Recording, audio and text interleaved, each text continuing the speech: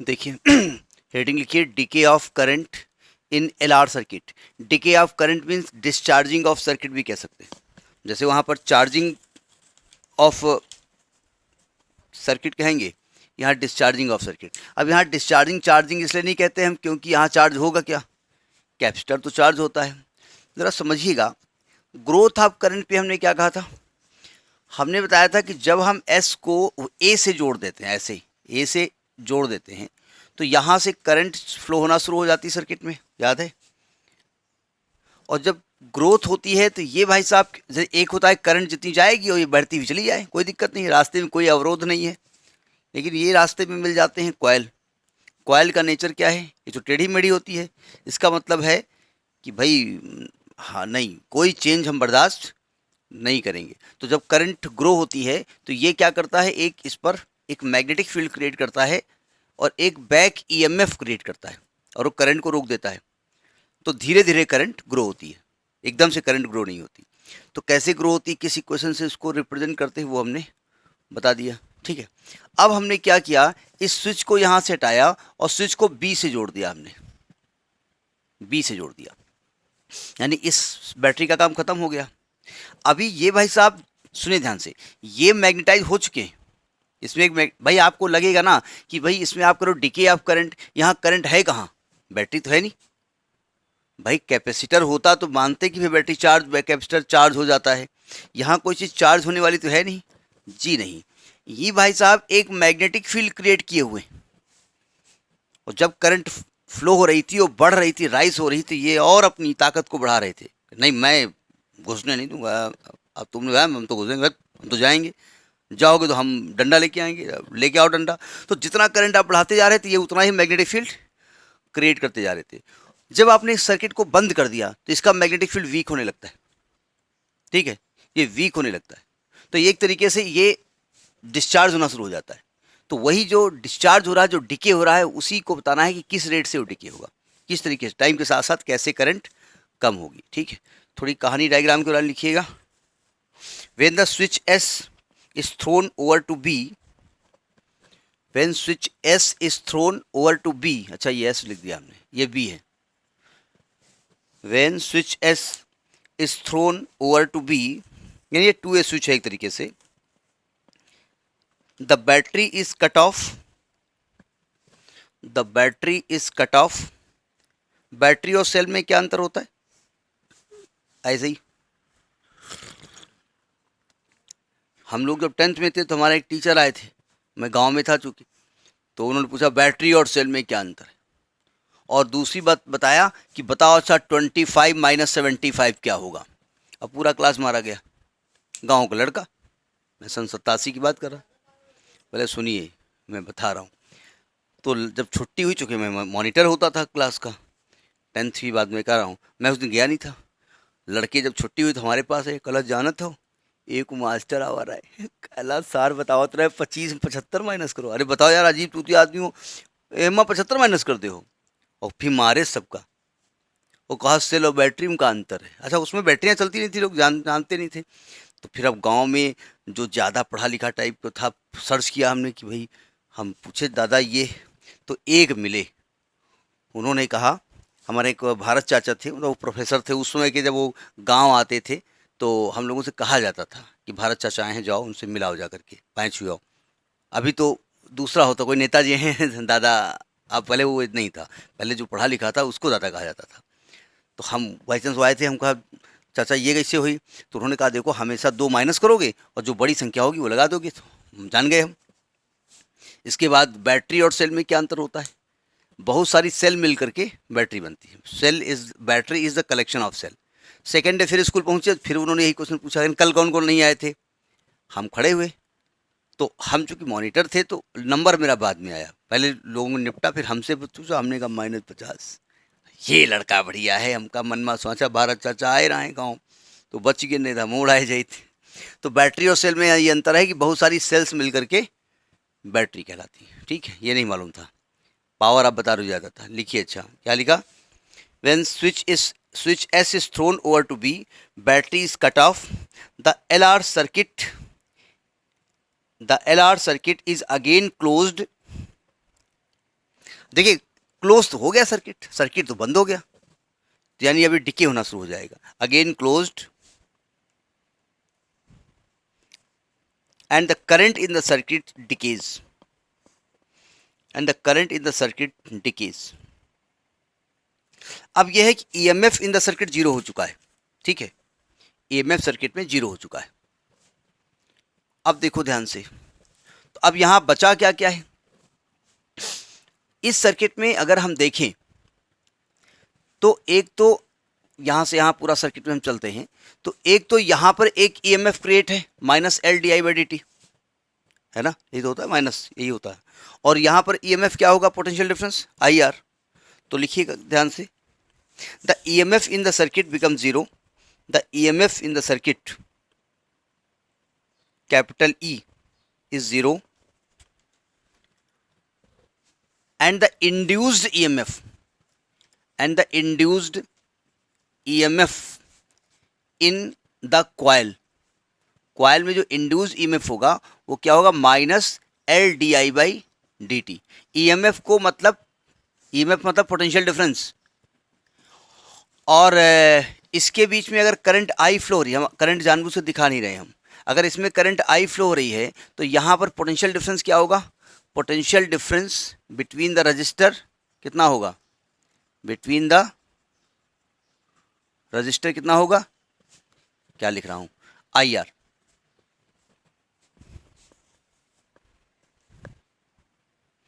ठीक है, तो अगर यहां पर हम आपसे कहें कि भाई किरचॉफ्स लॉ लगा दो, by Kirchhoff's law, by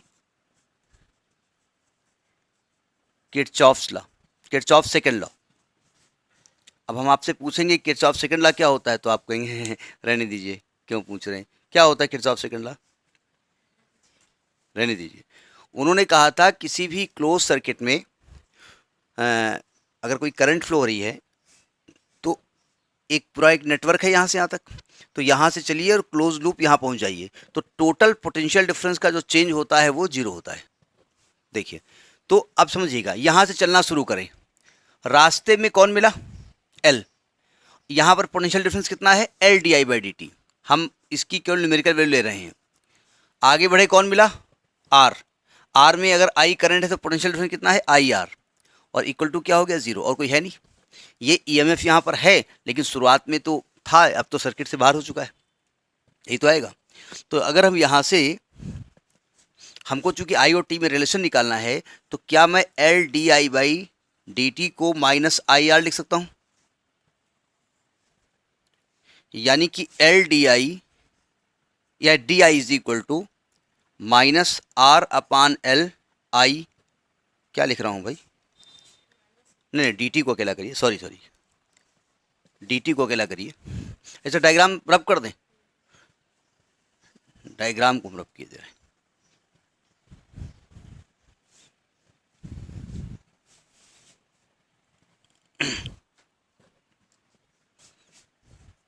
L D I by D T is equal to minus I R, D T को क्या कर दो और सबको इधर ले आओ, तो minus L upon R D I upon I is equal to D T. ठीक, या इसको लिखेंगे D T is equal to minus L upon R D I by I. अब इसको हम इंटीग्रेट करने जा रहे हैं, और इंटीग्रेट में हम लिमिट साथ में रखेंगे, लिमिट साथ में रखेंगे, मतलब जैसे इसमें कहा गया इंटीग्रेटिंग, और इनडेफिनेट इंटीग्रल किया, बाद में कांस्टेंट प्लस किया उन्होंने, हम यहाँ पर इंटीग्रेट करने जा रहे हैं और लिमिट रखने जा रहे हैं। सावधान सुनिए ध्यान से, जिस समय टाइम जीरो था उसमें करंट कितनी थी, यहाँ पर पक्का जीरो करंट हो रही है और डिस्चार्ज हो रहा है, वो डिके हो रहा है। अब जरा लिमिट के बारे में बात करते हैं। देखो, जब आपने बैटरी से उसको चार्ज किया था तो चार्ज हो चुका था, मैक्सिमम करंट आई नॉट हो चुकी थी, अब डिस्चार्ज शुरू हो गया है, तो स्टार्टिंग में करंट ज़्यादा थी कम थी, ज़्यादा थी ना, तो करंट क्या थी, आई नॉट थी, और टाइम टी पे करंट कितनी है, आई है, नहीं जीरो थोड़े हम कह सकते हैं, जीरो कितने टाइम हम क्या, I is the current at any instant. जो आप यहाँ D I by D T या आई लिखते हैं ना, तो आई क्या यहाँ पर है, करंट, ये करंट किसी भी समय टी पर है, ठीक है। अब जरा इसको इंटीग्रेट करते हैं। ये बुक में लिमिट नहीं लिखी हुई है, तो कहना वो वही चाहते हैं, बाद में वो बाउंड्री कंडीशन लगा करके कांस्टेंट निकालते हैं। हम लिमिट लगा देते हैं। टी टी का इंटीग्रल क्या होगा, टी लिमिट 0 से t is equal to minus L upon R, 1 upon I का इंटीग्रल लॉग आई, बेस यहाँ पर ई होता है, आप जानते हैं, लिमिट आई नॉट टू आई। ठीक है, यहाँ तक पहुँचिए, कैमरे से कहिए उधर जाओ बेटा, उधर रास्ता है आपके लिए। देखो ध्यान से, जब यहाँ लिमिट रखेंगे तो क्या मैं कह सकता हूँ ये t माइनस 0 हो जाएगा। यहाँ जब रखेंगे तो माइनस एल अपान आर, और पहले आई की जगह आई लिखेंगे और माइनस लगा के लोअर लिमिट रखेंगे, तो ये आपका आ जाएगा log I minus log I not आएगा। क्यों? तो यहाँ तो t हो जाएगा, ये माइनस एल अपान आर, ये आएगा log I upon I not. L upon R को इधर ले आओ, तो ये आएगा minus R T upon L is equal to log I upon I not. यहाँ बेस क्या है, बेस यहाँ पर ई है। जब आप लॉग को हटाएंगे तो क्या मैं कह सकता हूँ ये I upon I nought is equal to E to power minus R T upon L होगा। तो आई बराबर होगा I not E to power minus R T upon L. तो एट एनी इंस्टेंट अगर स्टार्टिंग में करंट आई नॉट थी, तो discharge जब होना शुरू हुआ, वो करंट डिके होना शुरू हुई, तो टी टाइम बाद जो करंट बची आई, वो इस इक्वेशन से लिखी गई है, आई बराबर I not E to power minus R T upon L.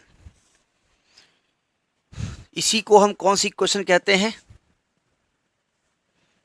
इसी को कौन सी इक्वेशन कही गई है, नाम बताइए। हमने कल बताया था, वही डिके के लिए थे, वही ग्रोथ के लिए थे।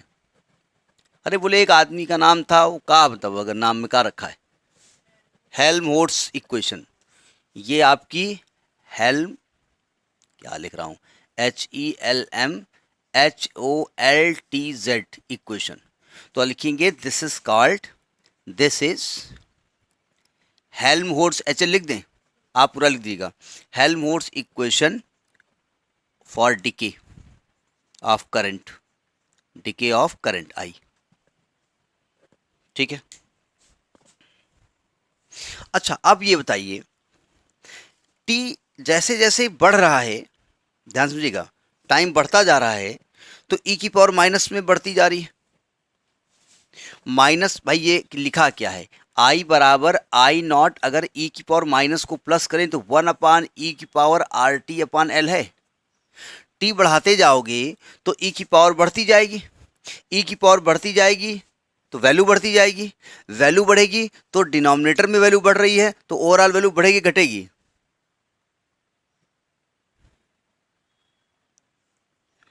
घटेगी, क्योंकि डिनोमिनेटर बढ़ रहा है, तो यानी कि ये एक्सपोनेंशियली डिक्रीज हो रहा है। तो लिखो कहानी, this is Helmholtz equation for decay of current in an LR circuit.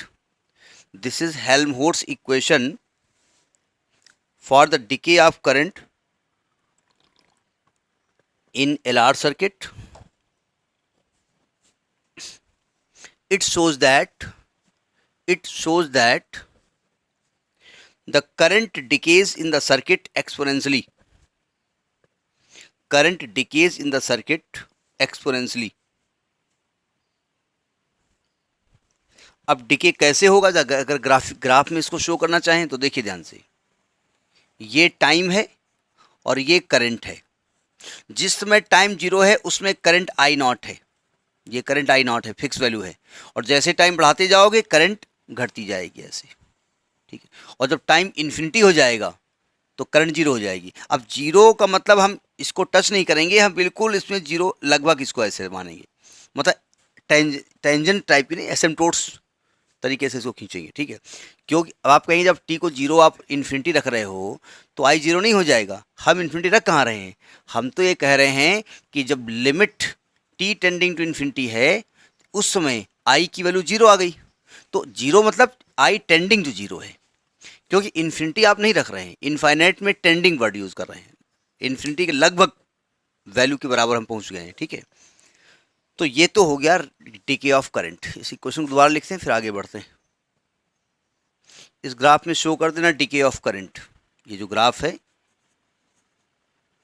ये डिके ऑफ करंट को रिप्रेजेंट करता है। अब डिके किस रेट से हो रहा है, मतलब पर सेकंड कितना डिके हो रहा है, एकदम से तो जीरो हो नहीं गया करंट।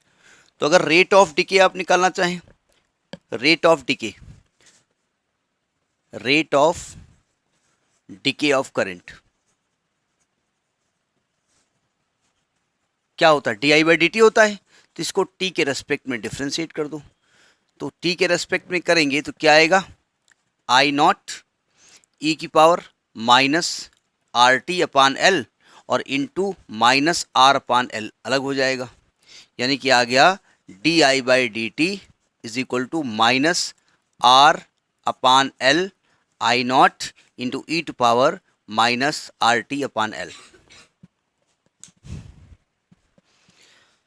अच्छा ये बताइए कि इसकी जगह आप यहाँ से आई अपन आई नॉट, या सॉरी आई नॉट पूरी, ये पूरी वैल्यू देख रहे हैं, इसकी जगह यहाँ रख सकते हैं आई लिखा जा सकता है ना। तो आप लिखेंगे D I by D T is equal to minus R upon L I. हमने यहाँ किया क्या है, यूजिंग इक्वेशन 1, हमने 1 इक्वेशन यहाँ पर यूज कर दी है। यानी कि यहाँ पर जो D I by D T है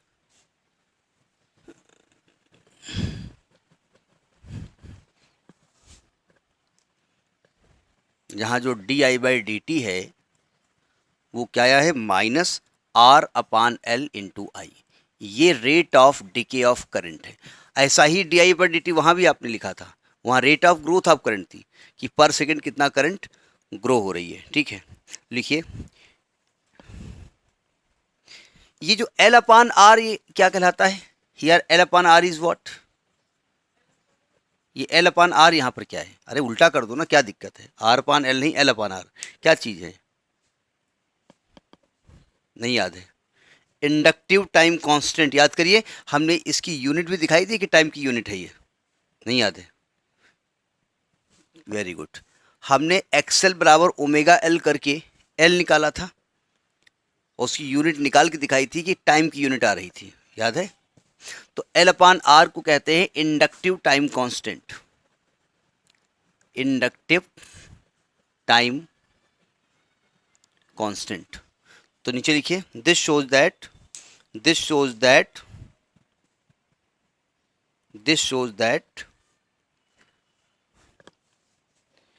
smaller the inductive time constant, smaller the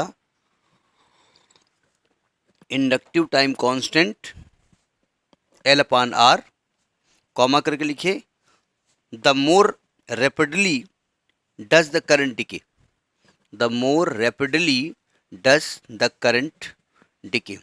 क्या कहना चाहते हैं, सुनो ध्यान से, देखो अगर आप, हमने स्मॉलर वर्ड यूज किया है, देखो ध्यान से, अगर आप आर अपान एल की value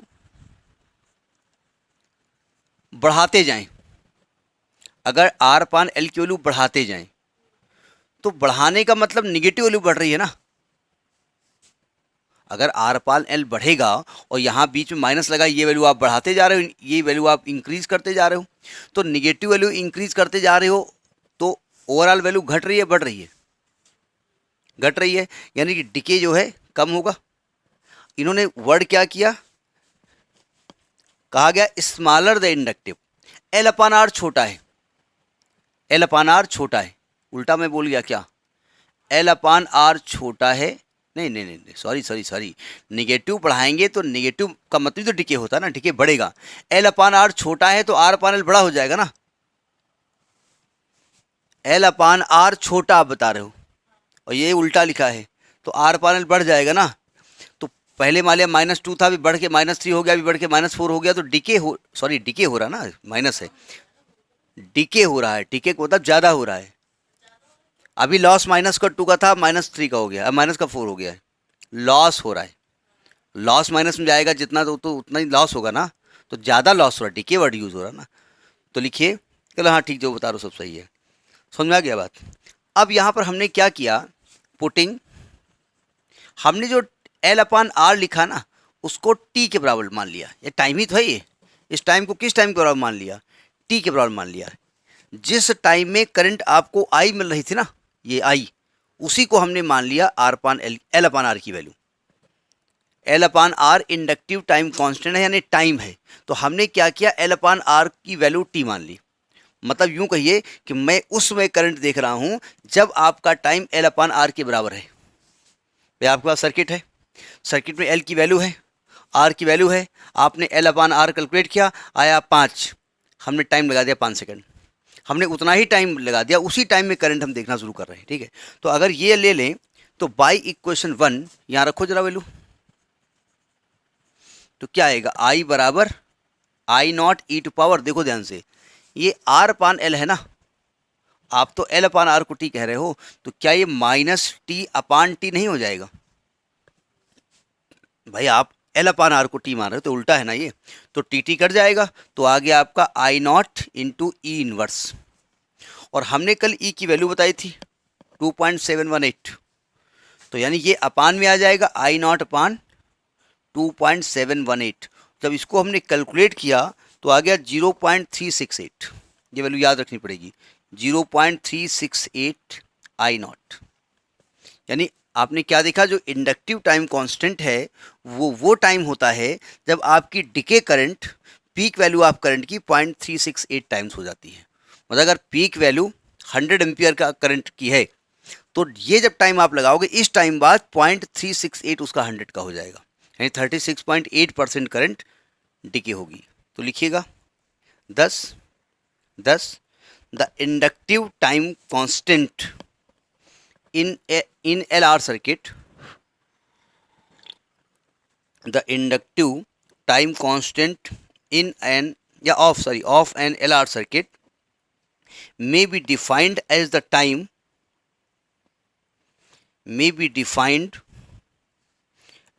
time in which the current decays from the maximum to 0.368 times of maximum value of current। Maximum से इतनी हो जाती है वो। तो ये आपका, हमने इसके पहले बताया ग्रोथ ऑफ करंट कैसे होता है एलआर सर्किट में, जब हम बैटरी से जोड़ देते हैं तो कितना अधिकतम करंट जाती है और किस रेट से जाती है। ठीक है, और इंडक्टिव टाइम कांस्टेंट पर पहुंचते पहुंचते करंट कितनी हो जाती है। फिर हमने कहा कि जब सर्किट को हम बैटरी से हटा देते हैं तो हटाते वक्त वो डिस्चार्ज होता है, यानी कि वो उसमें करंट डिके होती है। करंट डिके क्यों होती है, जैसा हमने समझाया, इंटर में आपने पढ़ा भी होगा कि आपकी जो कॉइल है ना एल वाली, वो अपने अंदर एक मैग्नेटिक फील्ड क्रिएट कर लेती है जब करंट राइज हो रही होती है, और करंट जब ख़त्म कर देते हो, आप बैटरी से हटा देते हो, तो मैग्नेटिक फील्ड ऑलरेडी उसके अंदर बना होता है। ठीक है, लेकिन अब करंट तो चेंज हो नहीं रही है, तो मैग्नेटिक फील्ड अब वीक होने लगता है, यानी कि वो डिस्चार्ज होना शुरू हो जाता है।